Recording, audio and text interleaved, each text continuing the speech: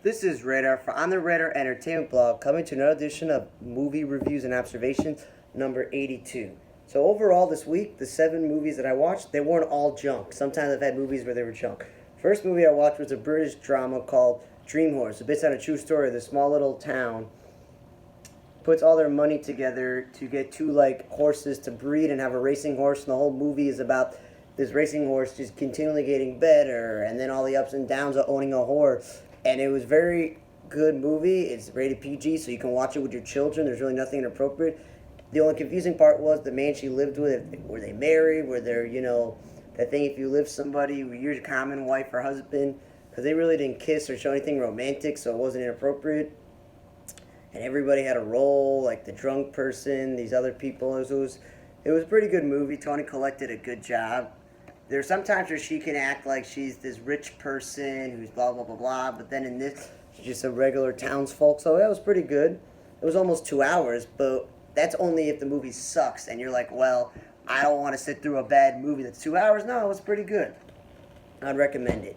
Then I watched Queen Bee, where in this movie you have Ellen Burstyn, Anne Margaret, Jane Curtin, Christopher Lloyd, Red Devine, and James Caan. It was basically this older woman. She's starting to have memory problems, and she locks herself out, forgets the stove is going, so her mother goes, you're not going to live here, your daughter, you're going to have to live in this old folks home that the daughter's been asking to live in. She's got a relationship with her grandson, and she's looking at it as a temporary place, and with all this stuff, it's not going to become temporary, but in her mind, she's like, you know what, just got to get through the couple of months that I'm here, not try to bother anybody. Then there's the in crowds and the losers and all these things like you're back in high school with gossip and all this petty stuff and love and romance. It was pretty interesting. Jane Curtin played the Queen Bi, the jerk in the movie. Like you got to listen to her no matter what.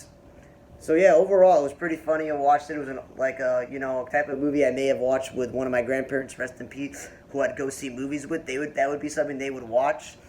Of course, because they know the actors from the past as well. So yeah, and it was PG-13, so it's not super inappropriate either. So it was a good enough movie to watch and laugh through for 90 minutes. Then I watched Every Breath You Take, which is one of the psychological thrillers where Casey Affleck is a social worker, and supposedly when his patient commits suicide, her brother comes to town, Sam Chafflin, and he's reeling over that. But then he goes turn all crazy, and he blames Casey Affleck. So he tries to ruin his life by getting him fired. Sleeps with his wife Michelle Monaghan, makes out with his teenage daughter, which is weird, and does everything possible to ruin Casey Affleck's life because he thinks he's all responsible. But he's a crazy person, so he's got all these crazy delusions and stuff. And the whole movie is Casey Affleck is trying to survive this crazy dude, protect his wife and his daughter. And he does a horrible job, and it's like an hour and 40-something minutes, and it just wasn't that great of a movie. You could see from the beginning, this dude was going to come and ruin his life, and blah, blah, blah, blah, and he's going to do everything possible. A lot of big-time actors, but overall it was okay.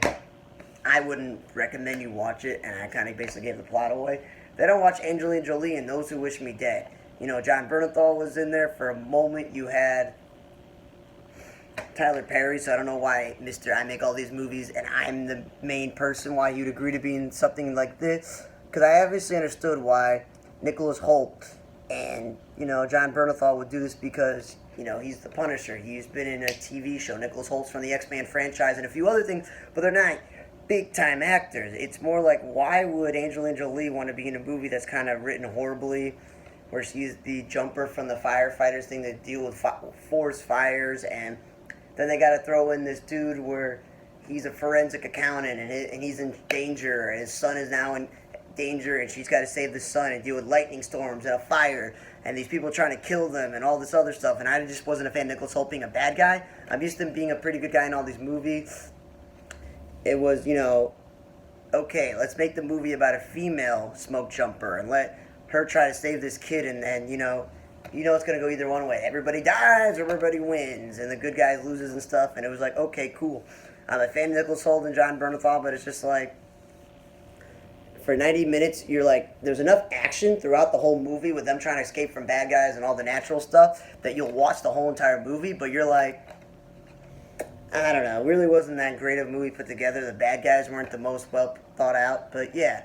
And then you gotta somehow explain with barely any. It was like a barely mention of, oh, the sheriff John Bernthal, his sister was married to this older dude, and that's his nephew, and he's married, and he's got a baby on the way, and all this other stuff. And it was like flimsily put together that way. I'd watch it because there was a lot of action going on in this movie. For those who wish me dead, compared to Every Breath You Take. Then I watched A Quiet Place Part 2. I did like that they showed how it all began at the beginning and the occasional flashback. But when the movie is an hour 28 to hour 30-minute movie, it's barely 90 minutes. I want stuff happening completely after the movie. You get the point of the movie, there's no talking because one of the girls is dead, and blah, blah, blah. And they introduce new characters who are helping them out, and they see new people. It's all really cool and everything. And Krasinski's barely in the movie, even though he's on the cover, because I know he makes this stuff. But I liked the first one. The first one was straight to the point. I liked it. This one, I felt like, even though it was a short movie, there were some wasted scenes and things that, for the most part, didn't actually matter in the long run. But it wasn't a bad movie. It was a good movie. I like when movies are pretty short. This was an hour and 27 minutes. Usually straight to the point. Good writing, good directing. I liked it. It was okay. It was obviously not as good as the first one, but usually sequels are never always the best compared to the original. Then I watched a kids movie called Joey and Ella, Kangaroo Tale, where these really horribly written bad guys fail at a heist, and this kangaroo gets powers, and he grows and talks, and the girl finds him, and the two of them are friends, and the kangaroo helps her to become more social because she's new to town, have a boyfriend, and the teacher, her being friends, and the father's a single father, ooh la la. Like, I saw this movie with this girl and the snow leopard baby snow leopard she finds, and she's trying to fit into this town, and there's a boy, and there's bullies, and the father is single, and blah, blah, blah, blah, blah. So it's like, again, this children's cliche thing, no matter if it's with kangaroos or snow leopards, that they've done this before with a teenage girl being socially awkward and not fitting in and stuff, and them trying to save the day from the bad guys, and all the other stuff. So it's obviously meant for kids, as is Dove approved, and it was, an hour and 27 minutes, but overall, as an adult, you're like, I've seen this movie before, they've done it before, it's very cliche, not the best written, but definitely kids would like to watch this movie because it's pretty cute. And then I watched 55 Steps, based on a true story, where Hilary Swank represents Helena Bonham Carter, who's an inmate in a patient care where she actually checked herself in, and they're giving her drugs and not treating her well, and she wants to be treated better. So it holds become this huge case with Jeffrey Tambor and her trying to fight for the rights for the people who are not being treated well, and they make a point in the movie that even inmates are treated with more respect than these people. So it was really Hilary Swank's acting and Helena Bonham Carter's acting that kind of pushed this script, because it's kind of boring with a lot of talking, unneeded dialogue, and it's almost 2 hours. But, when it's based off a true story, you want to learn about stuff that happened in this trial, in this case, and all the stuff that happened. So yeah, it was pretty good. I just wouldn't be somebody that goes out of my way to watch this movie. If you're fans of Swank and Carter, then maybe you'll watch it, or Jeffrey Tambor. But yeah, this week, not bad. A Dream Horse and Joey and Ella are pretty good kids movies. Dream Horse was obviously better written, and Tony Collette was great in it. Queen Bees was a pretty funny movie that you can watch with, maybe teenagers and stuff. And, I thought it was not bad. Especially this is the second time I've seen a movie with Christopher Lloyd in like 2 months. I just saw him in Nobody. So it was nice to see them.